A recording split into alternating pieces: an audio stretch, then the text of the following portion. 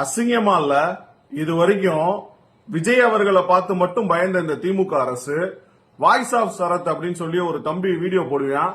அந்த வீடியோ எல்லாம் பார்த்திருப்பீங்க. விஜய் அவர்களுக்கு ஆதரவாக அந்த பையனோட ஐடிய பிளாக் பண்ணிருக்காங்க. என்ன காரணமா இருக்கும்னு எடுத்து பார்த்தா, இது வரைக்கும் அந்த பையன் பேசுனது எல்லாமே ஏதாச்சும் ஒரு பிரச்சனை நடந்திருக்கு, அதை மீடியா பேசியிருக்க மாட்டாங்க. அதை எடுத்து இந்த பையன் பேசியிருக்கான். அது வைரல் ஆயிருக்கு.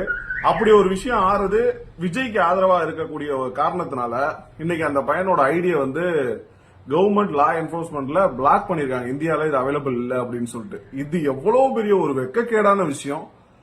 திமுக அரசு இவ்வளவு கேவலமா கீழ்த்தரமா செயல்படும் அப்படின்னா நிச்சயமா 2026 மாற்றம் நிச்சயமா நிகழ வேண்டும். இதுக்கு மக்கள் நிச்சயமா பதில் சொல்லிதான் ஆகணும். ஏன் அப்படி சாதாரண வீடியோ போடுற பையனை பார்த்து எதிரா பயப்படுறீங்க? சாதாரண வீடியோ தான், அவன் தப்பு கொலை குற்றம்லாம் பண்ணல. அங்க ஒரு விஷயம் நடக்குது, அவங்களுக்கு போன் பண்ணி இந்த மாதிரி விஷயமா அப்படின்னு கேக்குறியான். அது கேட்டோன்னே அவங்க சொல்றாங்க, அதை வீடியோ எடுத்து போடுறேன். இது ஒரு மீடியா தானே, சோசியல் மீடியா தானே, யார் வேணா எதை வேணா பதிவு பண்ணலாமே.